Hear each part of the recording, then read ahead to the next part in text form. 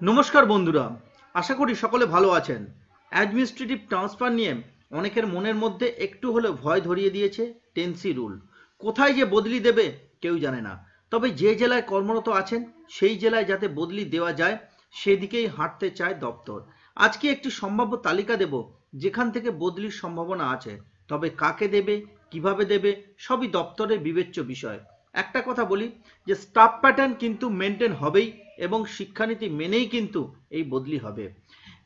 Staff pattern maintain করে এবং শিক্ষানীতি মেনটেন করে বদলি দিতে চায় দপ্তর। তার একটি কারণ, দপ্তর আর চায় না যে কোনো প্রকার আইনি জটিলতায় জড়াতে।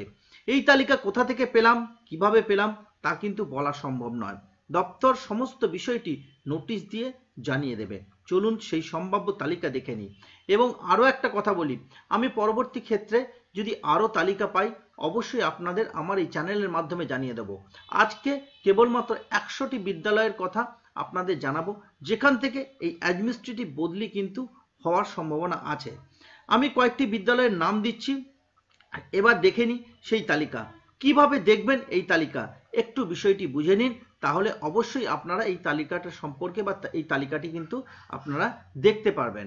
দেখুন, এই তালিকায় আমি প্রথমে রেখেছি সিরিয়াল নাম্বার, তারপর ইউডাইস কোড, তারপর স্কুল নেম, তারপর টিচার, তারপর নন টিচিং স্টাফ, তারপর সার্কেল, তারপর ব্লক, তারপর ডিস্ট্রিক্ট। এইভাবে কিন্তু আমি তালিকাটি প্রস্তুত করেছি। এই ইউডাইস দেখে কিন্তু আপনাদের তালিকাটি দেখতে হবে যে আপনার বিদ্যালয়টি তালিকাভুক্ত আছে কিনা, সেটা কিন্তু জানতে পারবেন কেবলমাত্র ইউডাইস কোড দেখে বা ইউডাইস কোডটা জেনে রেখে। এই ইউডাইস কোডটা আপনারা সকলেই জানেন।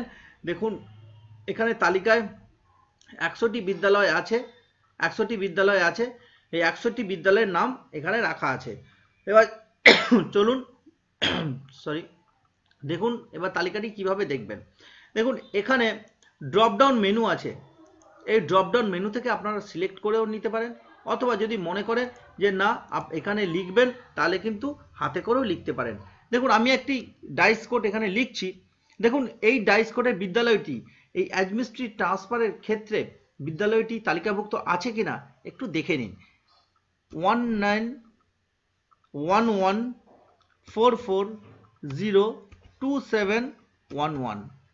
দেখুন, এই ডাইস কোডের বিদ্যালয়টি আছে কিনা। হ্যাঁ, এই ডাইস কোডের বিদ্যালয়টি কিন্তু আছে। আরেকটি ডাইস কোড আপনাদের দেখাচ্ছি। দেখুন, আমি এখানে জাস্ট নর্মালি হাতে টাইপ করে লিখছি 190203000105। এই বিদ্যালয়টি আছে কিনা একটু দেখে নিন।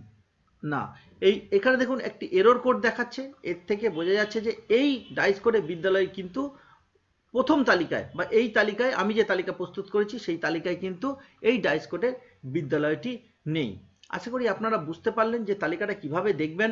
এই তালিকায় 100টি বিদ্যালয়ের নাম আছে। সেই 100টি বিদ্যালয় কিন্তু পরবর্তী ক্ষেত্রে বাড়বে, আরও কিন্তু আছে।